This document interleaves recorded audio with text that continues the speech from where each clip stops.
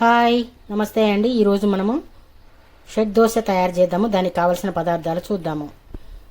ఈ బౌల్తో నేను ఒక బౌల్ బియ్యము 4 అవర్స్ కిందట నానబెట్టానండి.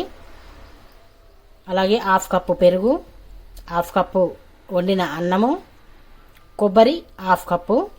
తయారు చేసుకోబోయే విధానము చూద్దాము. ముందుగా ఒక మిక్సీ జార్ తీసుకొని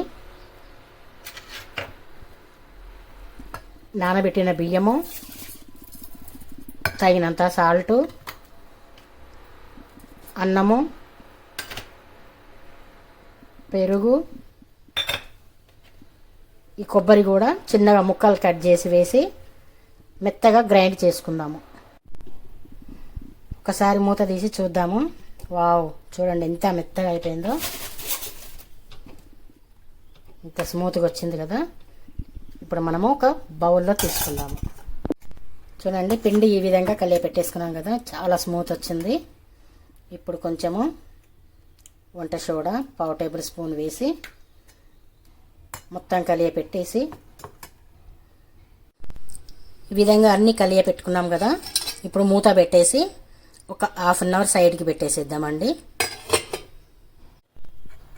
పిండి ఒకసారి నానిందేమో చూద్దామండి. వావ్, చూడండి ఎంత మంచిగా అయిందో.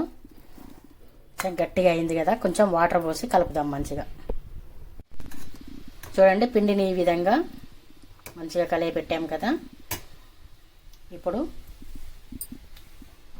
స్టవ్ ఆన్ చేసి ఒక పాన్ పెట్టుకుందాము. పాన్ కొంచెం వేడైన తర్వాత కొంచెం వెన్న వేద్దాము. వెన్న మంచిగా ఇట్లాగా స్ప్రెడ్ చేసి దోశ పిండి వేద్దాము.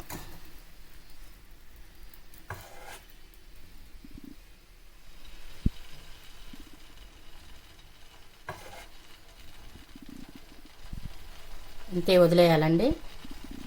వదిలేసేసి ఒక మూత పెడదాము. ఒకసారి మూత తీసి చూద్దాము. వావ్,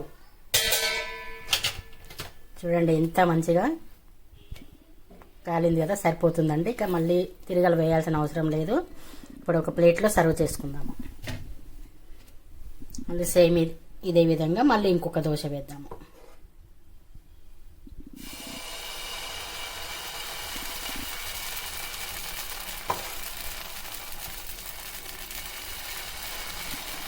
ఇలా వేసిన తర్వాత మళ్ళీ మూత పెట్టేసి ఒక 2 మినిట్స్ మంచిగా ఉడకనిద్దాము. ఇప్పుడు ఒకసారి మూత తీసి చూద్దాం. వావ్, చూడండి ఎంత మంచిగా వచ్చింది కదా. ఇప్పుడు స్టవ్ ఆఫ్ చేసేసి ఇది కూడా ప్లేట్లో సర్వ్ చేసుకుందాము.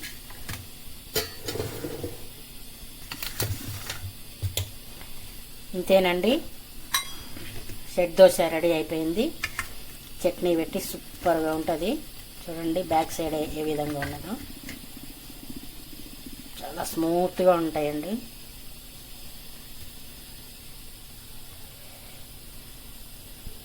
పిల్లలు కూడా చాలా ఇష్టపడి తింటారు. టేస్ట్ కూడా అలాగా చాలా బాగుంటుంది. మీకు నచ్చితే ఒక లైక్ చేయండి. Thank you.